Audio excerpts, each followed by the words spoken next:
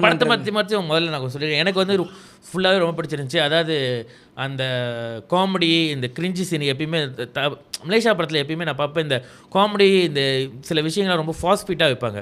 சிரிப்பே வராதுன்ற மாரி வச்சுக்கிட்டு இருப்பாங்க. இல்ல அழுவணுமா, அதுக்கு வந்து இந்த அம்மாலாம் கொஞ்சம் ரொம்ப எக்ஸ்ட்ராவா எமோஷன் கொடுக்க ஏம்மா இந்த மாரி பண்ற அப்படின்ற மாரிலாம் கொஞ்சம் எக்ஸ்ட்ராவா நடிப்பாங்க. நம்ம ஊர்ல சில படம்லாம் அந்த மாரி தான் வரும். அந்த மாரிலாம் விஷயங்கள் இத்தனைக்கும் இது வந்து ஒரு இமோஷன் பேஸ் படம் தான். பட் அதில வந்து யாருமே வந்து அவ்வளோ தேவையில்லாத எக்ஸ்ட்ரா ரியாக்ஷன்லாம் கொடுக்காம எனக்கு அதான் எல்லாருமே அவங்கவுங்க கேரக்டருக்கு என்ன கொடுத்து தேவைப்பட்டுருந்துச்சோ அதை கரெக்டாக நடிச்சு கரெக்டான டயலாக்லாம் இருந்துச்சு. ஆக்சுவலி அவங்க விஷயத்த இல்லை. இப்போ எனக்கு அந்த பாஷினி அவங்க அப்பா அது வந்து அவங்க செகண்ட் ஹஸ்பண்ட்றது வந்து அந்த ஜோசியர் சீன் போகிறதுக்கு முன்னுக்கே அவங்க வீட்டில் இருக்கும் போதே அந்த தெரிஞ்சிருச்சு அந்த டயலாக் மூலிமா, நீங்கள் எனக்கு அப்பா இல்லை அப்படின்ற போதே அந்த விஷயம் தெரிஞ்சிருச்சு நம்மளுக்கு வந்து.